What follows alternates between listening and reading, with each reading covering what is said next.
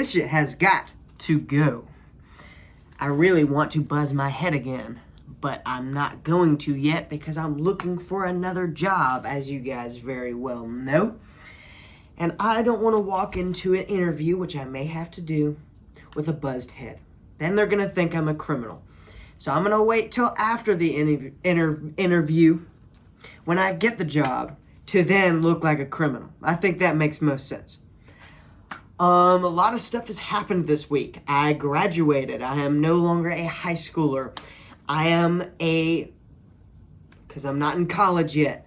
I'm not in high school. And I'm almost no longer a Gulfstream intern.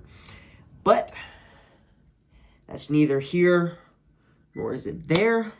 We've got bigger and better things to work on because time is moving quickly and time is of the essence.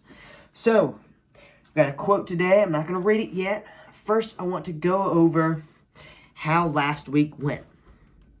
And it went, how last week went habit-wise. It went okay. So I wanted to wake up at 6 o'clock every day, and I did that for 2 days. Well, I did that for like 3 days, because I had to wake up at 4:30 for the day I had work, right? And then 2 days after, I did the same thing. And then I graduated, and then I stopped caring. And so, like, if you don't count the days I had to wake up at 4:30, it's probably like 1 or 2 days out of the week. But in total, it was probably about 4 days. 4 days out of the week, I actually did wake up at 6 o'clock or prior to 6 o'clock. But the days I really had the choice,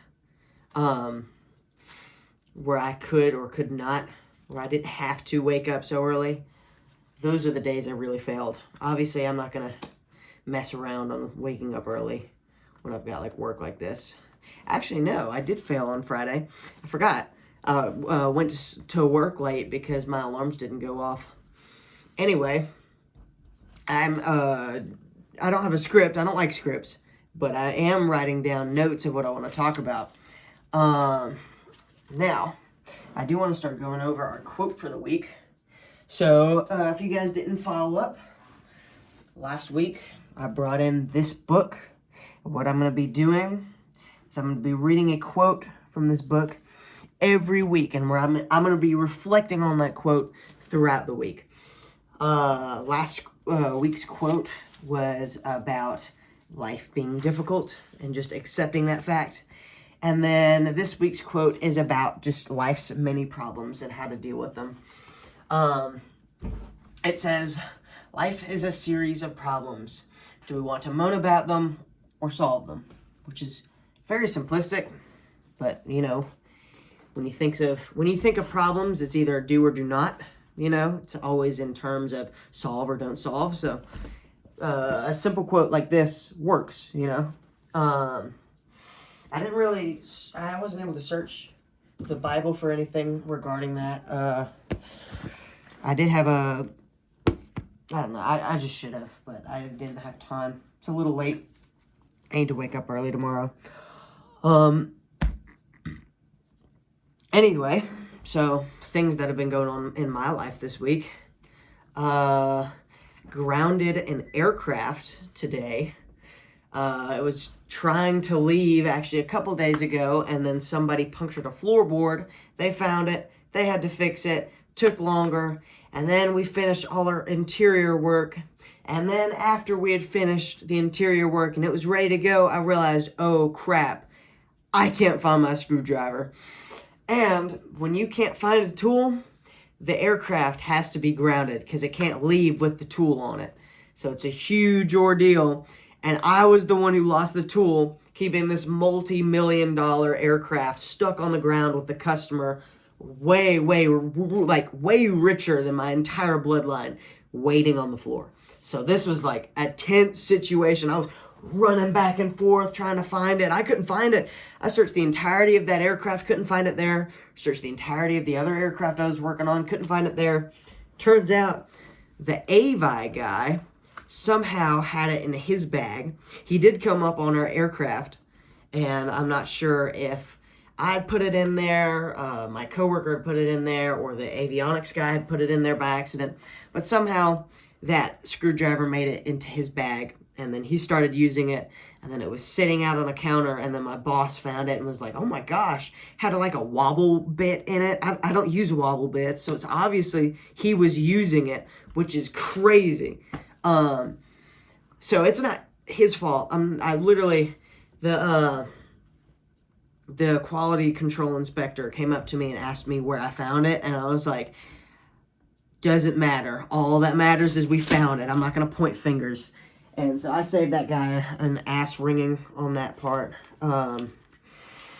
And, hold up. I saved that guy an ass ringing on that part. And we basically just moved on from it. Other thing, I got a mini fridge. I did not buy it. My coworker, the coworker that was also on the aircraft, who I shall not name because I don't know. I don't know if this channel is going to pop off, and if it ever does, I don't want people's names just going out in the public like that. But he gave me a mini fridge, right? And for my dorm room when I move in, it's awesome. It's a perfect mini fridge. It works. I did the patent pending Red Bull test. And I just put a Red Bull in there and checked if it got cold, and it got stupid cold. It got like almost frozen cold. It's perfect. Like opening that bad boy on like a summer day. Oh my gosh, that's gonna be nice. Oh, other thing, I am work famous now. So the scholarship thing that happened last week,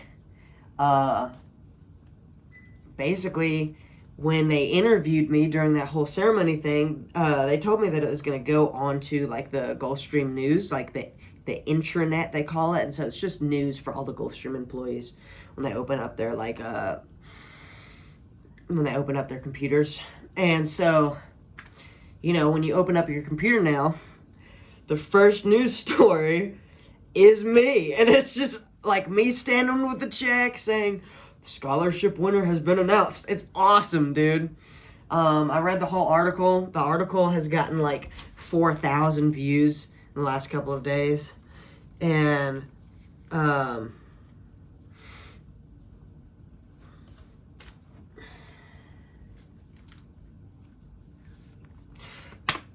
it's gotten a couple of views. And so everybody keeps coming up and asking me about it. I think it's really cool. And I don't really know how to feel about it. I'm really bad at accepting publicity and stuff, and like good things that happen to me. I'm always kind of like, it's not even like a humility thing. It's just like I kind of feel bad that I get stuff like that, because then I feel like, I don't know, I don't deserve it. And then, yeah, it's a bad habit, especially when it's something that big. And so people are asking me about it, and I'm like, yeah, it's not that big of a deal. You know? It's like I'm kind of ruining the vibe, quote unquote, about it, and I kind of feel bad. Other things, obviously I graduated. That was the next thing, but I already talked about it. Explain me not waking up at 6 o'clock. Already explained that.